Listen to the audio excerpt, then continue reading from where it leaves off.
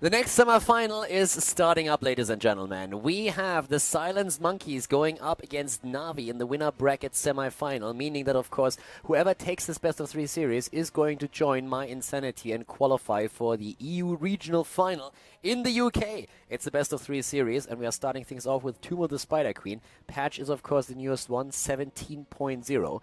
And we have seen already that the regional finals, or the global finals, actually, in Korea have influenced a lot. Not only that, but also the recent patch, of course, had a huge impact on the drafting process.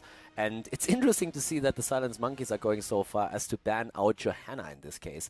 Not really something that I necessarily expected, but it's definitely a target ban against NaVi. NaVi loves to play with Johanna. Alex really likes to play the hero. Tomb of the Spider Queen is also one of the maps where she's probably the strongest. And it's a very different style that we already see from both of the teams. Focusing highly on the warriors. NaVi banning out ETC. And the Silence Monkeys, yeah, shifting between Zul and Muradin right now. I'm actually liking this game already a lot. I mean, it's the first time that we see Tomb of the Spider Queen today. But it's also the first time that we see such a heavy ban pattern towards the tanks. So both of the teams currently attempted, like, both of them are really tempted to lock down that Muradin, right? They're like, Muradin, but yeah, we need a solo lane at the bottom of the map as well. And the Silence Monkeys are actually preferring, in this case, Azul. NaVi could play Muradin maybe with a Zagara, could play both of those. Keep in mind that another hero, of course, that has been very popular in the past has been changed during the last patch as well. Sylvanas, for example. Sylvanas is incredibly powerful right now and was played by a lot of the teams already earlier today. She has incredible hero damage, but Zagara for the bot lane seems to be what NaVi is currently looking for. So when I was talking about how the drafts have changed a bit because of like the global finals that we had in Korea for the Spring Championship, it's more because of that double support. Like Uther is being played right now in Europe a little bit more since the Chinese and the Korean teams have highly prioritized Uther with great success. So combos with Uther Tacita or also like the Tacita Rhaegar, just like double support overall to help out a melee assassin, a Greymane, a Sonya, in this patch now in Illidan, for example, are very, very popular. But at the same time also Uther as a hero that. The Silence Monkeys, they find themselves now in a position where if they do not pick a tank, they are very likely going to face a situation in which NaVi is going to ban out another one. So they already run a Thrall here, they have their Azul, and now the question is, what do they pick up next? It's one of those games where we actually haven't seen a ban on Illidan yet, also of course because of the map. Illidan himself on Tomb of the Spider Queen, not necessarily the strongest hero, even in the times when Illidan was like one of those first pick heroes, oftentimes he was neglected on Tomb of the Spider Queen, so we could see exactly that happening again. And the Silence Monkeys, they are currently looking at Rhaegar. So support prioritized a little bit higher even. And NaVi could ban out even more tanks. We have bans on Johanna, bans on ETC already, and a Muradin taken. That leaves you with a couple of options. I mean, Stitches, for example, can be taken. Well, and in this case, he's immediately banned out. So makes sense. NaVi saying, like, nope, you're not going to get that. And there is that ban on Tacita by the Silence Monkeys to make sure that NaVi, in this case, cannot go for the double support option. If they would have banned an Uther, for example, NaVi could have just said, like, hey, we're going to take a Tacita here, and we're going to take also a Tyrande. Tyrande, of course, still an option if you consider that Muradin Tyrande is incredibly powerful in this setup right now. So that's something that they can use. Personally, I'm still a little bit curious if we are maybe going to see that Sylvanas being played, since she has made a huge comeback right now in the meta, at least from the few games that we've seen so far. Keep in mind that this is, of course, like the first tournament where we actually have the new patch coming into play, so teams are still experimenting a little bit with that and are not 100% set in the ways that they draft and that they skill their heroes yet. Li Ming for damage with the resets, of course, always very powerful. Calamity has been more or less played exclusively as a level 7 talent. We were looking at the Spring Global Finals, and that is one of those things that a lot of European players have now adjusted to as well, that were not, they were a little bit reluctant to go into Calamity first. NaVi with Karazim as the healer, so they take Karazim over the potential Uther, which they could have picked here as well. Of course, is going to influence the last pick a little bit too. This is one of the maps where in the past we've actually seen Kerrigans being played, which is a hero that we could have seen. Greymane would have been another option, so NaVi actually had a chance to go into like a Greymane if they wanted to. But with the setup that they're currently running right now, they're a little bit more flexible towards that last pick. So they are in a situation where they basically have everything set down already, and they can now wait and see what the Silence Monkeys are going to do, and then adjust with the last pick to what's being picked here. Greymane, of course, with the siege damage that she has, and just like the wave clear overall, is extremely solid in the setup here and can be used. Sylvanas, as I said, she is still very powerful. The Silence Monkeys, let's gonna find out what they are actually leaning towards Sylvanas here. I don't really mind that too much. Like, all the games that we've seen Sylvanas play today, she was very powerful, and especially with the Barb Shot on level 7 now, I really feel that on Tomb of the Spider Queen going up against the Web Weavers, she is going to have a huge impact for your play, and even more so maybe than a Greymane. But that kind of prioritization that we are seeing right now is actually like pretty cool. We still don't really have a frontliner, and well, we have seen a lot of Tyraels being played in at the Spring Global Championship, at the finals, but it is apparently a Diablo they're looking for. Diablo could actually play, we've seen a lot of Lightning Breath played, but he could play in this setup also with an Apocalypse and combo that off with Zul's Bone Prison or even Thrall and his Sundering, so that's a few things that they could really try and use here if they go for that combo potential that you can, of course, like bring in. For NaVi, I actually feel that for NaVi we could even see a Tyrael now. It really depends on what they want to play now. They have a Charism already, but if they want to play like a double frontline, a Tyrael would offer them an opportunity to use that Sanctification whenever Diablo is going to use either Lightning Breath or the Apocalypse. Thrall's Sundering can to a certain extent also be a little bit mitigated.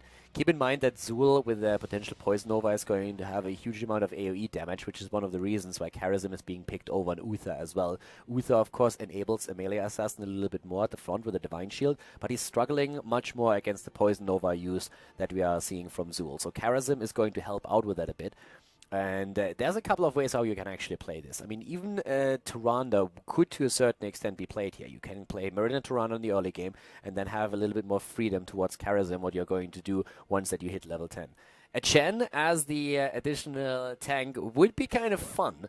Not really what I necessarily expected here. I could have seen as the second frontliner Tyrael in setup, but a Chen, of course, is going to make the life of the Silence Monkeys very annoying. And that's apparently what they're looking for. NaVi has been playing Chen a little bit more often, and apparently they did not really deviate away from this. So, let's jump in and check out how this game is going to work out. Game number 1, ladies and gentlemen, on Tomb of the Spider Queen, NaVi facing the Silence Monkeys. Game on, ladies and gentlemen. We have NaVi going up against the Silenced Monkeys in our second semi-final here. To the left side of the map, we have already NaVi with AlexTheProG playing Chen. We have Sportbilly on Li Ming making that switch from support to assassin. Eternal on Muradin, Zarmony playing with the team here today instead of Wolves on Zagara, and Garan Paquete on Charism. The Silence Monkeys, well, they're very true to their name here, starting to the right side. We have Mopsio on Zul, we have Prishbli on Thrall, Crollo on Rhaegar, Gluehammer, the only one that stands out here and is not silenced on Diablo, and Blikidne is playing Sylvanas in this setup. So we're going to have a pretty fun game here, because the Silence Monkeys, they are definitely a little bit underestimated, since these guys are quite strong. I mean, most of them have already played at top teams in the past, and also they have already defeated Virtus.pro in the quarterfinals. I mean, we are in the winner bracket semi-final, which means that at this last qualifier for the first EU regional final, we are going to see whoever wins this best of 3 series qualify for the regional final in the UK. So that's going to be a pretty big one if you can make that happen. In total, 5 teams are already qualified and 3 more are missing, and we're going to determine those 3 today. Chen going into the Regeneration Master as a level 1 talent. The entire setup that we're seeing right now allows Zagara to go to the top lane, so Chen is going to be the hero at the bot lane dealing with Thrall, and they really, really love to do exactly that. So, yeah, I'm a little bit curious to see how exactly Chen is going to play out for them in the late game. When we're talking about like the new patch, of course, the hero that definitely has benefited from that a lot is Sylvanas. And Sylvanas is aiming again into that focus on her Q with the Overflowing Quiver, more a standard that we've seen today on this particular map as well. We're seeing still the Electric Charge taken, by the way. So Electric Charge over the Lightning Bond. It's an interesting talent to take. I mean, if you go into the Electric Charge, you usually expect someone to really go deep, and in this case, this could be Diablo, this could be Zul, depending on the situation. Diablo a bit more likely. Already the attempt to go for a kill, and there's the first blood. Mopsio is escaping barely. Crollo is able to get another heal in, but that kill against Sylvanas was of course strong. Great rotation, especially from Chen from the bot lane, just like jumping in and helping out there. But as I was mentioning, you can on this map go into the Lightning Bond if you want to have the double Lightning Shield just to deal with wave clear a little bit more often. a little bit faster. Wave clear overall is just like absolutely important on this map. With Alex at the bot lane, as mentioned before, Zagara has more or less free reign up at the top, so it's a huge amount of control that they're currently exerting over the Silence Monkeys. We're seeing in this case Reverberation taken, the Reconstitution, and we have Transcendence on the level 1 talents. And as mentioned in previous best of 3s, that block talent that we're seeing on Diablo right now is just so unbelievably strong at this point, thanks to the recent change. So now you actually reduce the damage by 75%, which is totally out of this world.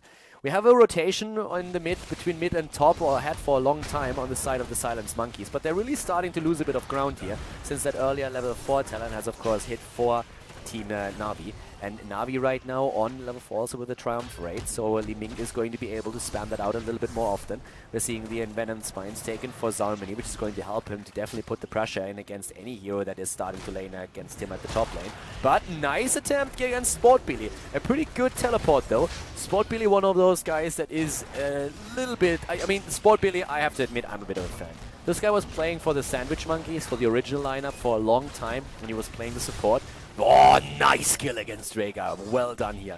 And yeah, as you could just see, Sportbilly now on the assassin role. I mean, that last hit that we saw with that orb was doing solid damage. And Sportbilly is one of those players that had to make a bit of a role switch happening when the original Sandwich Monkey lineup disbanded, the team reformed, and Sportbilly was one of the players picked up by a different pro team. BKB went to Team Liquid, Sportbilly went to NaVi, and he had to switch roles since they already have a very solid support player with Grand Paqueta. So in this case right now, he's doing solid work on his Li Ming, and that's pretty impressive, like making just the switch like this. We're seeing also Tragul's Essence, by the way, so Zul is most likely going to go into more or less a full skeleton build. Ratma's Blessing on level 7 is what you would expect next.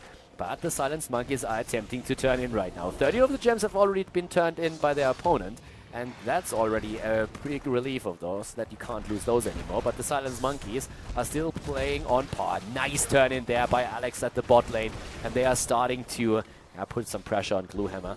But right now the first turn is at least going to help them get a little bit ahead in experience here. The Feral Heart on level 4 has been taken. Channel art has been updated by Blizzard, as you can see. The Withering Barrage here is very, very popular as a level 4 talent. It's like the build that we've seen by most of the Sylvanas players already earlier today. I would still expect at level 7 then, of course, to see the Barb Shot coming in, which we've seen in most of the games where she has been claimed. Nice lockdown against Diablo, and wow, that was a close call. Diablo nearly escaping, but as you can see here, that's that kill that they really needed. Brewmaster's balance after the amplified healing with the Regeneration Master already taken for Chen here. And that's something that we're going to keep a bit of an eye out first, and later on in this game, of course.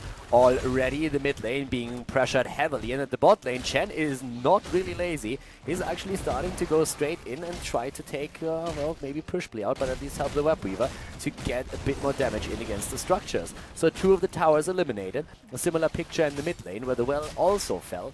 And now that means that we have not only a very solid lead and experience on the side of NaVi, but they're also in a position where they can actually, like, maybe even translate that into a lead on level 10 and deny a turn into their opponent, which is of course like the dream. Zagara with their top lane presence, thanks to them having 2 very strong solo laners with Zagara and Chen, has now been able to just get complete vision over the turn-in spot here. So they are trying to delay this for as long as they possibly can. Muradin went into battle momentum, and we have Seeker taken on level 7 now for Li Ming over Calamity, which is not be claimed here. And both of the healers picked up cleanse, so we have it on Rhaegar and also on Karazim. Here comes that damage again. Nice hits by Sportbilly, hitting those once more and zoning out the opponent, pressuring them back from the turn-in spot and starting to turn in a few gems on their own. Tragul's Essence, followed by Ratma's Blessing, as expected. And we have even Endless Creep taken now for Zagara. So it's all about the vision right now. Map control and vision is really what NaVi is aiming for. They are on level 9.5. If they can delay this for a little bit longer and deny the turn-in, they can't though. The turn-in is there. Can they get the kill though? NaVi's jumping in. The Silence Monkeys, they are losing Mopsio. Down goes Zul. Are they going to lose more than that? Thrall is in trouble, and he's in a lot of trouble at that. It's a double kill for NaVi, and they are starting to move into level 10, and that of course is going to help them to de-push the Web Weavers And if your first Web Weaver wave doesn't really do a whole lot of damage, or at least brings you a bit closer in experience, then that spells trouble for you already. There's the barrel. They're trying to go for Gluehammer. They're isolating him from the rest of the team, and Diablo is down. He had at least he had the stacks to just come back into the game immediately. But of course, him losing the souls now is also quite annoying. Palm has been chosen. We see also at the same time Disintegrate, Avatar with a new icon here, and we're having at the same time Maw. But the first Web Weaver is already down. As expected, it's also the Barb Shot on level 7. So going into Overflowing Quiver, Withering Barrage, and then the Barb Shot on the next talent. At the bot lane, Alex is doing his thing, starting to push the opponent back a little bit. But just look at that leading experience. Level 11 in just a few seconds versus 9.5. I mean, of course, like, the game is a bit reset after we have both of teams win possession of their heroic abilities, but still is definitely a very, very good start here for NaVi, and they have the gems that they need to go for another turn in. So if they make that happen, that would put them into an absolutely fantastic position here to maybe take down the first fort in the game and just solidify that lead in experience that they already have, and they are going to try and do that. We have by now also the level 10s hit, Poison Nova, we have the Wailing Arrow, plus Lightning Breath, and also Ancestral Healing and Sunbringer being used right now. Uh-oh, there's again Prishbli very much alone. Zagara is dead already though. Yeah, Zarmony not surviving, but at least they get the gems. The problem is that it's a 4 versus 5 right now. Those level 10s were really, really strong on the side of the Silenced Monkeys, and they are starting to come back with a bit of a vengeance here. That kill against Zagara was a strong one, and also baiting out, of course, that Maw cooldown that was not followed up by anything. That was important as well. Job well done. Bot lane soaked by Prishbli, and overall the Silenced Monkeys are starting to close that gap in experience just ever so slightly. Nothing too crazy yet, but Alex up at the top here, locked down with the Bone Prison. Eternal wants to go for the stun against Draga, goes in, no playmaker for him here, went into Avatar, but we still have Alex with a Keck that he could use, but he's losing a lot of experience, a lot of hit points here too. Nice Ancestral, saving Mobsio here, that was an important one. He was getting really close to dying too. But we have Eternal moving down to the bottom of the map, and he could attempt to turn in. They have 74 gems now, so that's an easy turn in for them. And they have to be careful, because we are starting to see the Silenced Monkeys in a gem area where they can actually get a turn in on their own. They have currently 24 that they still hold, and that is more than enough. So if they get another Web Weaver wave right now, that would be great for them. Here comes that Storm Bolt, mirrored in, not with a Piercing Bolt, keep that in mind. And already turning attempt here, nice. Alex actually going to push everybody else back. Li Ming is dead though. Grand Paquette dashing away, and with Li Ming dying now, they are in trouble, and Grand Paquette might actually still fall. They are trying to go for him. He heals himself barely, and then palms himself. Monks, they love to do that, as we all know. So yeah, Karazim palms himself and is able to survive, but still, this should be Web Weaver wave number 2 for the red team. And the Silenced Monkeys, as already said before, these boys are not bad, not by any means. I mean, they are infamous, but they are definitely very, very strong players. And there's that Web Weaver turn-in. So, they have 2 turn-ins now in a row, and this one should actually be able to give them a little bit more value than the last one. They are, on the other hand, facing a team that will hit level 13 any second, and that is a bit of a concern, I would say. So they have to be careful about that. But if you look at the kills, it's 6 kills against 2 still in favor of NaVi. But now we're having Alex jumping out over here. A lot of gems, by the way, on these heroes. Like 33 on Alex, 23 on Grand Paquette. They're attempting to go in for maybe a kill, completely ignoring the Web Weaver at this point. The level 13 talents are there, with Illusionist taken. Sport Billy with a laser show here from behind. Krolu is isolated and dead. And there's the Maw. In this case, they isolated one hero. Can they lock him down as well? Yes, they can. Zul is down. And now they can face the Web Weavers. So they get a double kill. NaVi with a double kill here. That level 13 talent really helping them with a Thunder Strike. We've seen Thunder Burn. We saw Reverberation. We have for Zagara the Mutalisk and a Relentless on 2 of the heroes. That's of course amazing against the stuns that we are seeing from the opponent and all of those silences and everything. So that's going to be helping Chen and also Karazim quite a bit. And for Chen in particular, level 16 is of course going to be the dream. Having pressure point is just massive if you're playing Chen. It's really making a whole lot. It's like playing a new game. That's basically what happens. And Chen, by the way, has now currently 23 points on his Regeneration Master. That's an additional 34 hit point regeneration, which is pretty solid. We're 11 minutes into the game, so rough. If you want to have a ballpark number for how many Regeneration Master stacks or Conjurer's Pursuit stacks or whatever you want to have, then you can roughly take the... Oh, well, wait a second. Yeah, Grandpa dashes away. You can roughly go for and multiply the amount of minutes in the game by 1.3. 1.5, 1.3. It's a ballpark number, so it's not really like 100% accurate. But if you watch pro games, that's roughly what most pro players are able to go for. So it's usually something along the lines of, 2.5 or 2.3. So that's usually what they are able to get in most of the games. So in the 12 minutes in, it would be like 20, 27, 28. Sometimes in this case, Alex has been stuck on the bot lane for a long time, couldn't really rotate too much, but he's at 24 right now, so you see that roughly matches out. It's not like perfect, but just as a ballpark number, that's what in most of the games you will actually see. By the way, we have a bit of a talent change on level 30. Oh ho ho! Zul! Oh my god, that old geezer, like he's already half dead, I mean we know, just look at that picture. But that was crazy, like he was just blasted into oblivion. Nice Wailing Arrow here, not really doing anything for Liming on the other hand. And wow, Eternal, he's jumping in, there's 200 hit points on Gluehammer, but nobody is taking him down. At the same time though, with the blue web weavers being released, we're seeing everybody else starting to just like go for the kills. They didn't get those, but look at that 13 talent. We have Will of the Forsaken taken right now. So it's basically your get out of GL free card. It's basically the panic button that he can use. So once that Sylvanas is in trouble, she can move away here. It's interesting to see that, since most of the Sylvanas players so far went for the second wave, where you're resetting your Withering Fire stacks. Oh, there comes that Kek again. But already we have Chen really low, but he's still using that chance to go in. Nice palm. Great play here, but can Alex actually escape? He needs to try and make that work because he's extremely... Grandpa on 115 points, dashes in, Alex is low, he has so many of those gems, he needs to keep them alive. Mid fort is gone, up at the top you're already having the push as well. There's already the web weavers going straight to the next few towers, so that helps too. At the bottom of the map we are still seeing the push happening, and Alex is by now already on full HP again, starting to jump in as you can see here. But yeah, it's actually like a pretty fast game. 10 kills against 2, 1.5 level lead, 16 talents, and yes, of course, their pressure point. There we have it. Pressure point, baby, that's where it's at, and that's what he's going to try and show. Stone Form taken for Muradin. We're seeing also the Circle of Life for Karazim right now. And Karazim actually with some really cool moves in this game, like keeping himself alive at roughly 100 hit points, and then making sure that Alex didn't die either. Selflessly using that palm for his buddy. And by now we're seeing him also at 57,000 heal, which is not too shabby at all. Compare that to Rhaegar for a second, who's currently at 33,000. Where we're talking damage, and Liming is taking the charts here on the side of the blue team. 44k for hero damage, 84,000 for Siege. The only hero that is really just like surpassing her is, once again, Sylvanas. And I mean, Sylvanas is really starting a massive comeback in this game. 49,000 damage against like heroes, 120,000 even without unstable poison against Siege. It just shows that that last patch was an absolute, I mean, it was gigantic for Sylvanas. The teams, again, looking for an opportunity here. The blue web weavers are going to be descending again.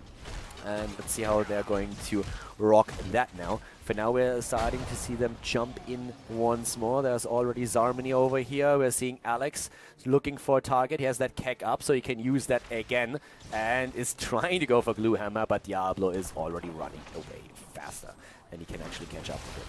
So, as you can see, currently down to the bottom here, Mobsio, yep, needs to be careful, eating a bit of damage from Sport Billy in 20-second cooldown, pretty good.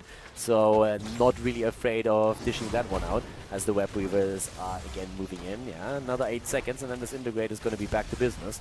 And that's, of course, what he's waiting for. But towers are going down. Level 16 talent is going to hit very, very soon now for the Silenced Monkeys. Then they might have a chance to come back into this.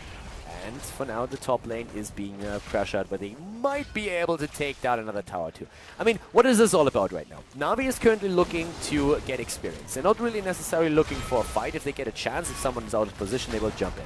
But experience for them is super important. The more they get, the closer they are to 20. If they get a kill, that's what they're looking for, but they're not necessarily going to force battles right now, because they are the ones who are 2 levels ahead. This is the time in the game that is scary for them, because this is even talent time. So we're having now also Cold Embrace taken. After Firestorm, we're seeing Rampage. We're having the Earthgrasp Totem and even the Flowing Wounds, which is going to make it a little bit easier. for especially like Zul, of course, to have an impact on these fights. We already have him with the Giant's Curse as the level 7 talent. But in this case right now, that's, yeah, cooldown is going to be cool. And it's most likely also going to translate into him taking the level 20 talent to reduce the healing power. Which is not a bad idea if your opponent is running a Karazhan, which is actually a pretty smart idea. But especially with that level 16 talent, that would be the synergy that we're looking for. Already the barrel being used. Krolu! Yeah, well, you can't palm yourself anymore, buddy. So he's most likely going to fall. Yeah, down he goes, and that's the kill that they were hoping for. Grand Paquette, on the other hand, he's also falling. That's the problem. The healer down, Sport Billy teleporting away. And, well, can they go for a bit more laser damage there? Yeah, Eternal is still 10-second cooldown on the Disintegrate. No resets in that case.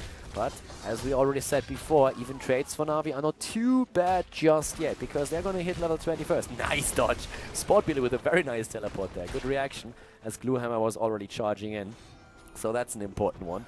But yeah, for them it's really about hitting 20. If they can turn in, of course, that would be great. Like, the ideal scenario for NaVi is to deny the turn in to their opponent, keep the experience lead, and hit level 20. That's what they would love to do. And this is actually exactly what the Silence Monkeys have to try and do right now. They have to try and turn in. They have to try to, like, close that gap in experience so that the window of opportunity that NaVi is going to have on level 20 is going to be as small as possible. If they can get a team-wide, that would, of course, be, like, fantastic. That would allow them to go even for boss, get a turn in, and then close that gap completely. But it's very unlikely that NaVi is going to expose themselves this much. Alex is already there, so he's eating that Nova. Sorry, not Nova, but the Bone Prison. Not really a big deal. Mobs here with a turn-in. Gluehammer should be able to turn in as well. And yeah, that's the Web Weaver. Oh! Yep, the Web Weaver wave is there. Just 1 second too late. If Sport Billy would have used it as Integrate a moment earlier, it would have worked for them. But right now, still the scenario in which they can use it. By the way, like, also highlighting that the Will of the Forsaken is going to be amazing against the Keg. I haven't really pointed it out specifically. I mean, as I said, it's a panic button that you have. But for Blakidney, this is going to be pretty great to actually use something like this. So Will of the Forsaken can really help you a lot. And once again, as the teams are starting to move in, we are having, in terms of damage, now 180,000 siege damage on the side of Sylvanas. Out of this world. Insanely strong.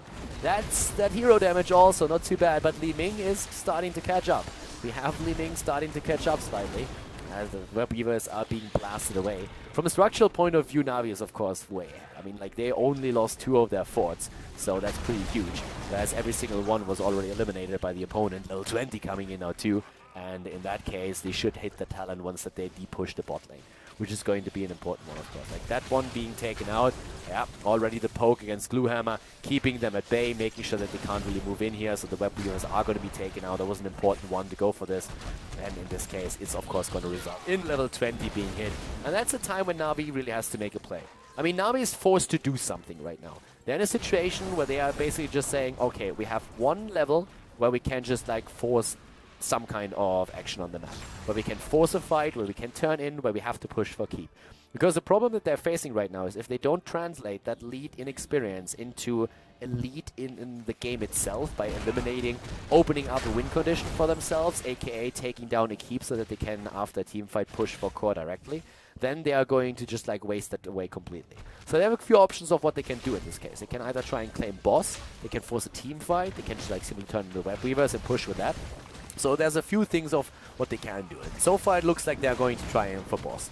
In this case, what this is going to do is, like, either the Silence Monkeys are going to let it go and say, like, okay, we don't want to fight here. Or they are saying, yeah, well, we have to fight, and then NaVi can just simply go for the battle itself, which is what they're looking for in the first place. So, yep, once again, there's the silence, Sundering being used, and Sylvanas in trouble. Great more, by the way. Already the attempt to move those away, but well done, actually, on the side of the Silence Monkeys. The problem is they still lost Sylvanas. That damage from Li Ming. The resets are real. Everybody is dead. It's a 5-man team wipe. Great play here. Alex was actually trying to get them out of that point, but with that cleanse and making them unstoppable, also Diablo with that lightning breath there, that actually resulted in them still claiming the position, but thanks to Li Ming getting reset after the fight, this is of course a huge win and could result into the first game ending right here. I mean, as you can see right now, that boss is going to go for core because, well, that keep is gone. And And now that we have still 30 seconds on most of those death timers, this should be game number 1 for NaVi. That was exactly what they needed to do. Great play, great understanding of the situation here. And that time window that they had was used to claim victory in the first game here on the map. So, yeah, great job by NaVi. 16 kills against 3 against the Silence Monkeys, and we see them in the lead now in the best of 3 series at the EU Summer Regional Qualifier.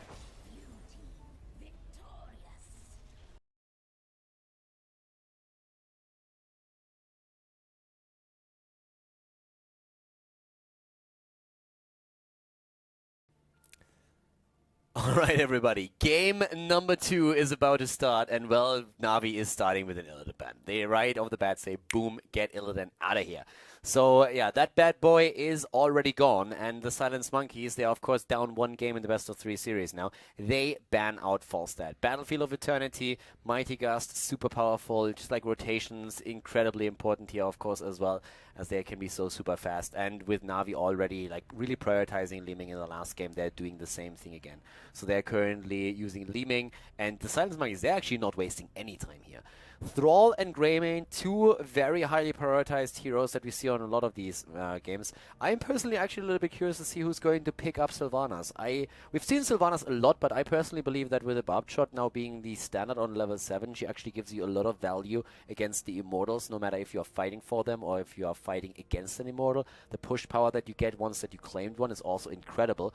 And another hero that we see oftentimes taken on this map for very similar reasons is of course Tyrande, which is in a situation where you can just like burst an Immortal down so much faster because of that extra damage that you put in. So that's one of the things that we could definitely see here now as well. And yeah, I'm a little bit curious for that, because I really believe that one of the teams is going to go for it. ETC taken first of all. So after we've seen a bit of a battle over the front line and tanks, we have now NaVi with an ETC in the second pick phase. So that leaves us with a few options. I mean, you can prioritize even a healer. You can go into that Uther, for example, with the Divine Shield. We can see a bit more damage on their part. We have seen a huge focus on Tacita if you're trying to enable a Sonya then later on with a double support. They could even head into a Sonya right away if they say, hey, we might not get the double support that we want, but at least we have Sonya against Thrall, so in those team fights that we have in the middle of the map, she's going to be the hero next to ETC. They can really make the plays for us. So there's a lot of stuff that you can do. Keep also that Tyrande in mind that I mentioned earlier. It's not only the fact that you can like get that extra damage in against the Immortal. With an ETC as the power slide setup, it's also a stun into stun. So there's a lot of ways how to play this. They decide actually to play with a Rhaegar over the Divine Shield for Uther, already like showing that they don't really value that Mosh Pit and Divine Shield combo here too much. Oftentimes it's even interrupted. You have to really have that timing down like perfectly in order to make it work. But they still ban out Muradin to deny one of the interrupts to the Silence Monkeys, who already have the Thrall with the Sundering, and they themselves banned out Zagara.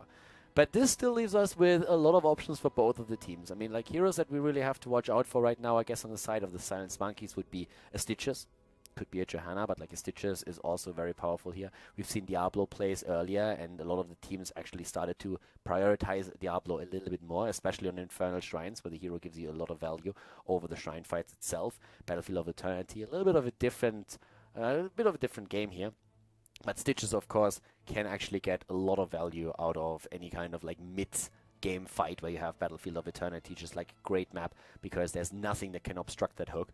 Still, when it comes to potential setups, we're having Sylvanas, the Tyrande, a lot of heroes that we really have to watch out for. And if you, for example, decide to go into a Stitches, you could also combo that with a Tyrande and just go Stitches hook into Tyrande stun. There's a couple of things that can really work here. Vala can be played with an arrow build, with an auto attack build. There's a couple of things that you can really do with her. And there we have our Tyrande, and very likely that Stitches as the last pick. Alright, so how is NaVi going to counteract that? Personally, as I said, I would really love to see that Sylvanas. I'm not 100% certain who would play Sylvanas then on their end, who we would see on that hero. They have a lot of heroes that they can still pick. Keep Sonya in mind, for example. Sonya is still out there. That Tacita is out there as well. Sonya Tacita as an addition to Li Ming and ETC can be really nasty, especially with Rhaegar's Divine Shield. With Rhaegar's Lightning Shield. There we go. Yeah, Rhaegar has now a Divine Shield as one of his basic abilities, and he should like spams it out. That would be not OP at all. But yeah, NaVi Are they going? They go for it. Sonya, is it going to be the Tacita? Rega Tacita plus the Sonya. Definitely something that you can play. Probably going to force the team fights, and yes, they go for it. Okay, so it's a great draft for them. I'm personally a little bit sad we don't see Sylvanas in this case. With Barbshot, I love her on this map. And for the Silenced Monkeys, Stitches, seems like they go Tyrande. Diablo, Tyrande over Stitches, Tyrande. So still the engage with Diablo pushing in, Tyrande capitalizing on the second stun, and then Thrall coming in as well. Very powerful in the early game, falling off a little bit towards the late game then, but this is definitely something that we have to watch out for. Very powerful draft in the sense that they are very aggressive here. So NaVi versus Silenced Monkeys, ladies and gentlemen. Game number 2, Battlefield of Eternity. Let's see which team is going to take it here. The second game is starting up. NaVi is in the lead against the Silenced Monkeys. We have to the left side of the map currently AlexTheProG on ETC. We're seeing Sport Billy on Limming, Zarmany on Tacita, Gran Paquete on Rega, when we have Eternal on Sonya. And the Silenced Monkeys to the right side, down one game in the best of 3 series here at the winner bracket semi-final, with Mopsio on Thrall. We're currently seeing Gluehammer on Diablo. Diablo got so much more popular after the global finals in Korea, where the Chinese and the Korean teams used the hero a bit more. Krolu currently on Tyrande, so the Diablo-Tyrande composition again for early game aggression. Blakidney on Greymin and Shibli on Vala.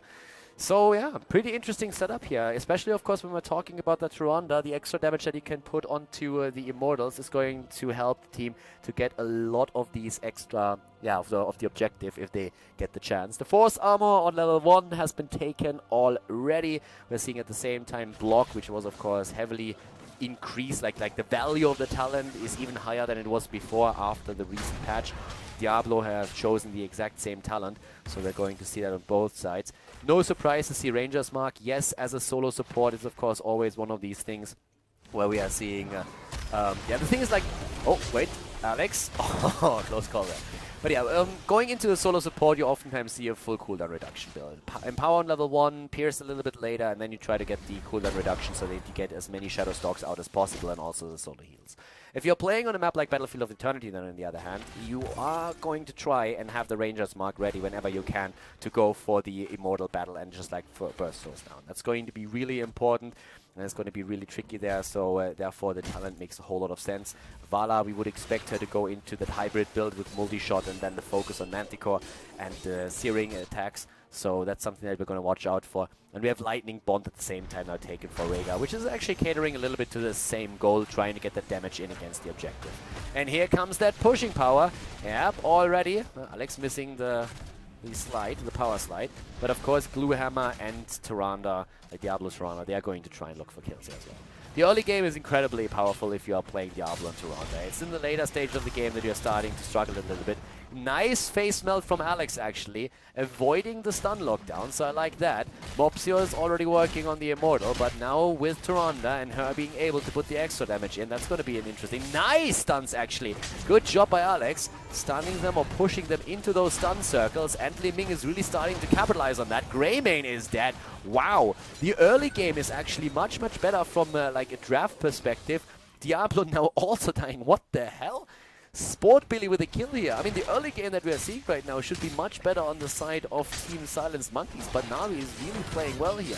NaVi is a little bit of an interesting team these days. They participated, of course, in both of the qualifiers, and they had some incredible matches, but then in most games, they really faced opponents that just took them down in the last round every single time. In the first one, it was Dignitas who obliterated them, and in the second one, they didn't really stand a chance against Fnatic either. Right now, they are playing... It feels like they are much stronger in the sense that they are presenting themselves in these games right now. And I kind of like that. But, of course, the Silenced Monkeys, they already started to go for a bit of a comeback in the last game. They're going to attempt to do that here too. But as I mentioned before, their combo is falling off in the later stages of the game a little bit. Not heavily in the sense that they are without a lead early on, they're going to really struggle too much. But the problem that they are facing is that they only have Tyrande as the only heal, and that is going to become a bit of a liability for Diablo at the front line and Thrall as well. Their damage output is of course insane, but if they start losing heroes and if they start falling behind, coming back into this is not going to be easy unless the opponent gives you a chance to get isolated picks on the map and therefore close the gap in experience. So this is something that we definitely have to watch out for. NaVi has played very controlled games thus far, at least today, and I don't really believe that if the Silence Monkeys fall behind too much, that it's going to be easy for them to come back into this. Right now, we're seeing the Searing Arrows even taken on Tyrande, not going for the Pierce. Don't really have to. I mean, Searing Arrows kind of makes sense. It's full damage what they're aiming for right now. If you want to go and go straight for a cooldown reduction build, you need Empower. If you have to give up that, then the only reason to really go into Pierce if you're playing on Cursed Hollow or Blackheart's Bay. If you need to interrupt something. Towers of Doom, I suppose, would make sense as well. But with the level 4 talent, we have also Stormcaller now being used. So Grandpa Kette is already going for a bit of a build where he's starting to put a huge focus on the Lightning Shield itself. We have at the same time now at the bot lane a huge push happening with Eternal, Grandpa Kette and Sportbilly trying to burst down a few of those towers. And they have a slight lead in experience. The teams are more or less waiting now for a chance there. First of all, head into level 7 and then later on go for the next Immortal there. The builds that we are seeing, with the exceptions of Tyrande that we already focused on, are pretty much the norm. Nothing really too crazy. But now in level 7, with Cleanse taken, with Karla's Embrace, this is of course the moment where especially Tassadar is going to get a lot more value for his team. It's interesting to note still though that we are seeing for Li Ming again Charged Blast and Seeker taken. So it's not really accepting Calamity as a talent on level 7 just yet when it comes to Sportbilly, which after the global finals in Korea is what most of the Li Ming players went for, since basically every single one of the Asian teams, being it China or Korea, went straight into Calamity and used that to get incredible damage on the hero and also, of course, wave clear. For now, we're having a follow-through taken. We see battle momentum on Diablo, and we still have that extra stun here with the Lunar Blaze, so increasing the range to get that combo in. Also, Vala went into searing attacks after using Manticore, so already here, once again, also pretty visible that Blizzard is trying to just like change the way that they are displaying the talent art a little bit. As you can see on Sonya, on Thrall, on Diablo, every single talent that has something to do with the auto attacks is basically looking very similar, and it's mostly just a background and also a color change. So when it comes to damage, then on different talents you have nearly the same talent that is just like increasing the damage on the auto attacks, like on Vala and Thrall, for example. That fight, on the other hand, is already featuring exactly that. Eternal is low, so is Alex. He got some serious damage in, but not enough to really take a target down yet. So with that being said, we're having over here, everybody is starting to defend Immortals again, and well, both of the teams are on level 8, so it's just like an attempt to make sure that your opponent is not going to snipe your Immortal, while you're sending 1 or 2 heroes either on lane to get experience or back to get hit points and mana, and then focus on that battle again. At the bot lane, we're seeing Eternal doing exactly that, just like staying in range a little bit. And at the same time now, we have a slight lead for NaVi already when it comes to the objective. But they still have to fight here. Nice stun into the stun circle. Well done here so far. Gluhammer is a little bit low, and Eternal is trying to capitalize on that. But whoa, that burst right there against Sonya. Not really a happy Panda. Without the Ancestral Healing being available, that didn't really do too much. So, yep, that didn't really work the way that Eternal intended here to. So the only objective for NaVi right now is to buy a little bit of time. Saying like, let's kind of wait until Sonya is back. That didn't really work. Even with block taken and ferocious healing, there was very little to do about that. Too much stun, too much burst, and Sonya just got blown up there. Maybe with later on getting Rhaegar ready for this, you can make some plays there. Grandpa Kette could actually, against this setup, go into the Earth Shield. You have that that pre-shield as well, that you can preload before the initial damage is hitting. Makes survivability a little bit easier, but of course you give up that cooldown reduction as well. So it depends on what kind of damage you are looking against. If you're going up against the Zool and you're expecting a lot of AoE damage, then Tidal Waves is definitely the talent to go for. But if it's all about like the burst against a single target, Earth Shield can make the difference between keeping a target alive or losing a team fight. For now, the teams are actually starting to ignore a little bit the Immortal in the middle. And just look at the Immortal hit points that we are seeing for the Silence Monkeys. They are already down to nearly 50%. And Sonya is always a hero that you need to be very careful of, because she can just go to an Immortal and drop those hit points incredibly fast. Talking about like dropping stuff, top lane is being dropped that wave, and that puts level 10 now into the reach of NaVi. Silence Monkey should be able to hit that too soon, any second as well, but still, this is now the teamfight potential, and this is really where things are starting to become a little bit a little bit grim, I want to say. Wave of Force is being used here to push them back. Apocalypse, by the way, on this map, with Sundering and also Rain of Vengeance. This is so many stuns, this is a bit crazy. Here's the Apocalypse already, nicely dodged. No follow-up with the Rain of Vengeance on the side of Vala, but we are having everybody dancing around the Immortal from the Silence Monkeys again. Gluehammer charges straight into that leaning damage. Needs to be very careful here, and also healed, and that's the problem, really. Once more, Alex gets healed, they get the kill against Kidney. Well done. Greymane is down and Gluehammer miraculously escaping somehow, but Thrall isn't so lucky. Green Jesus is down, trying to split the enemy team with his Sundering, and then all of a second, he is eliminated. Triple kill now against the Silence Monkeys, and guys, as I said before, once they fall behind, they are going to struggle, and that is exactly what's happening right now. Shadow's dog has been used for Tyrande, but definitely a problem for her is going to be healing all of that damage out. So this is going to be one of the things that is not going to be easy for them at all at this point. As you can tell, we're having now a full shield Immortal starting to move to the bot lane, and I mean, there's already everybody else starting to push that in. Diablo, the only one that's split from the rest of the team, since he's trying to get some extra experience for the Silence Monkeys up at the top lane. But the situation could not really be much worse. Mopsio is falling, and I guess that's worse. So yeah, there we go. But that fort is now as well. It's like an entire level lead, and we're not even done yet. I mean, that Immortal still has 50% shields, and they can just like push through the wall at the keep. It's a little bit unlikely that with such an early Immortal they're going to get the keep as well. I doubt that's going to happen, but they will be able to go through the wall, and that in itself is already a big victory. So they're going to make that play. If they hit the level 13, that would of course be great. Diablo is attempting to move in from the side. He has Apocalypse ready. That helps. There's that tower. Here we go. Alex moves out. They're not jumping in just yet, but the Immortal is still there. They might be able to get that keep, depending on how this is going to be played right now. But we have also Rain of Vengeance and Apocalypse both ready again. Here comes Eternal starting to pressure that in. Gluehammer needs to be careful. Sundering already being used. And yes, Apocalypse hits only Rhaegar, not more than that. But the Rain of Vengeance, does not hit anything but dead air. So yeah, job well done. Baiting out a couple of heroic abilities, not using the Ancestral. Still having, of course, access to also the Wave of Force in another 10 seconds again. And the Mosh Pit was interrupted before it could actually be used, so it's not really on cooldown. Well done. NaVi is looking strong here. They have the level 13 talent, which puts us back into the showstopper. They're having also Illusionist taken now. The Dimensional Warp is going to probably complement the Prescience that was now taken on level 13. And the Mystical Spear, whereas Rhaegar, I'd still say that yes, and he does. He goes for the Earth Shield. I say that is the best talent to go for in this case, and he agrees. Having that preloaded shield is sometimes going to make all the difference when you're trying to hit an Ancestral. So if you just get that in and mitigate a little bit of damage, then can just make the difference and give you enough time to hit the Ancestral there. Against this type of damage, it's perfectly, it's a good choice. But right now, it's of course also again about to be Immortal time again. The top lane is being pushed quite heavily, and that just shows once again how strong these Shaman camps are. They are very, very powerful, and I mean, this one is going to take down the fort in just a moment. Or maybe not, but it's gonna be really close. But there's the Immortal again, and we still don't have level 13 talents for the Silence Monkeys. When it comes to damage, we're seeing 25,000 on Thrall, the best damage dealer on the side of the red team, and we have 27k currently for Liming. Besides that, still solid siege damage for heroes like Tassadar. But look at those death counters, by the way.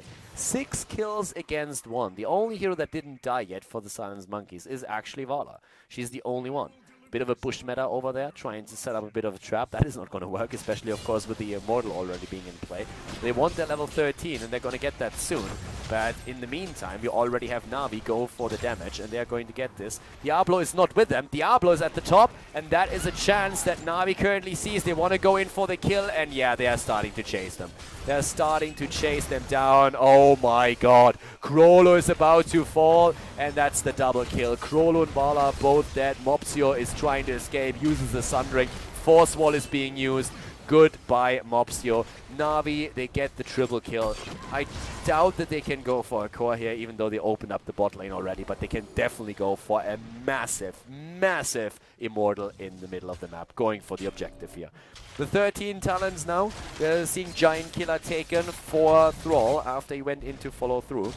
Having also Sprint claimed, plus Giant Killer after Manticore. I'm really a little bit on the fence still if I like that the talents are still looking the same on different levels. But I guess if you actually know the game, then you always know what talent is being picked if it shows that an auto attack damage talent is going to give you extra damage. I mean, on 13 it's always going to be the Giant Killer. On 7 it's going to be follow through for most heroes. So I actually think that I kind of like the way that Blizzard is approaching that situation right now. It's a pretty interesting one, to be honest with you.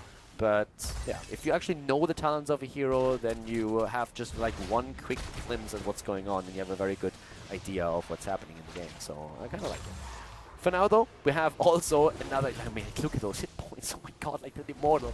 Like just a bit more poke and that's all that they need. And Sportbeat can of course always like use that little nook to do exactly that. Which is why the Silenced Monkeys are forced into that fight. Level 16 by the way is soon going to be happening. And there it is, Sundering used after the mosh pit. Alex is about to fall. Nice Vala ult.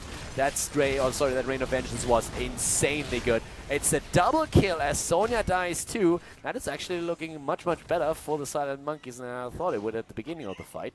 Even with ETC being locked down like this, after Vala died, it looked for a moment like they would still lose out on that. The problem is that their own Immortal is already so low that Sportbilly alone is just going to be able to push that down easy peasy. Yep, there it is, and they are going to win that Immortal. The problem that we are having for the Silent Monkeys now is that it's not only about the Immortal, it's also now about the level 16 talent. And yeah, that kinda is ready.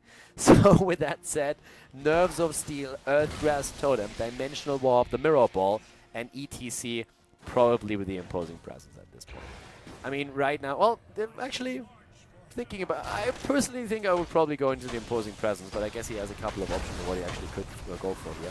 So yeah, right now, top, I mean, just look how fast this fort disappears, like, it's gone. So this one is a goner already. A bit of bot lane pressure, trying to go for level 16, that's what we're seeing these two do, but I highly doubt that this is going to be effective, at least not in time. And now with Diablo actually not even joining the fight, this is going to be pretty brutal as well. Speed Metal over Imposing Presence against all the auto attackers that we're currently seeing for them. By the way, Vala going into Giant Killer also made sure that Composite Arrow is totally useless. Like, you can poke from a distance a little bit for the Immortal, but you're not getting the value of a Frost Shot with Composite Arrow out of it right now. So, in my opinion, definitely an adjustment that they made in the game, or a misclick. Like one of the two. Either a bit of like brain AFK trying to go into the extra damage or making the adjustment on the fly saying like, yeah, we kind of need that right now. Here comes the Sundering, they're trying to jump in. Apocalypse used, Diablo dead, he's going to be back in 3 seconds. But it's again that Rain of Vengeance, the Immortal already on the core, dropping those hit points and dropping them fast. Here we have Greymane trying to escape. Mopsy also a bit low. Diablo is of course in the middle of the fight again. The core down to 57%, but they're low in hit points. And Navi is moving away as the level 16 talent was claimed by the opponent, and therefore they are fighting on even talents. Didn't really want to risk it there. And an auto, like right clicks on the core, would have been a bit of a problem maybe. True Shot Aura has been claimed, Blood for Blood as well, and Greymane in this case going for the Concentrated Blast. So yeah, the build that we're currently seeing, definitely a little bit different on Vala's side, but still going into the Blood for Blood here.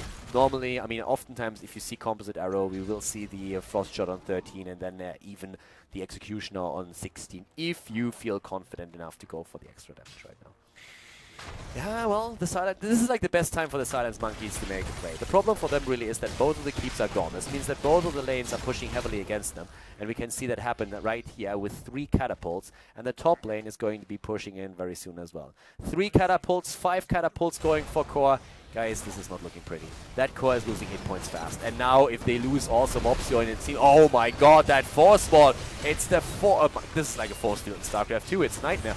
Down goes Mopsio and Gluehammer is about to fall. It's not the only thing that falls here, by the way. That core is falling as well. We are having also Gluehammer barely surviving, but ETC died. Look on the other hand what's happening down here. And yeah, 40%. And we are down to 27. They need to send someone back and they need to do it fast. Like, this is not looking pretty at all. 7% and what?